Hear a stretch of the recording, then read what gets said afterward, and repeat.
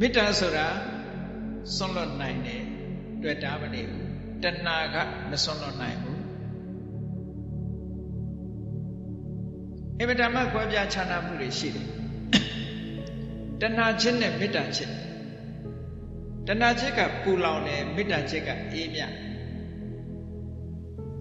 မေတ္တာဆိုတာအတွေ့အတာခင်းတယ်ကောင်းကျိုးချမ်းသာကိုလိုလားတဲ့စိတ်သဘောပဲ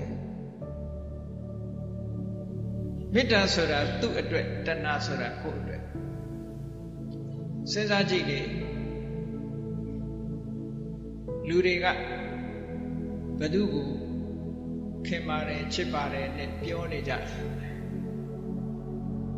တကယ်ချစ်တာဟုတ်ကလားလို့ဆိုတကယ်ဆန်းစစ်ကြည့်လိုက်တဲ့အခါကျတော့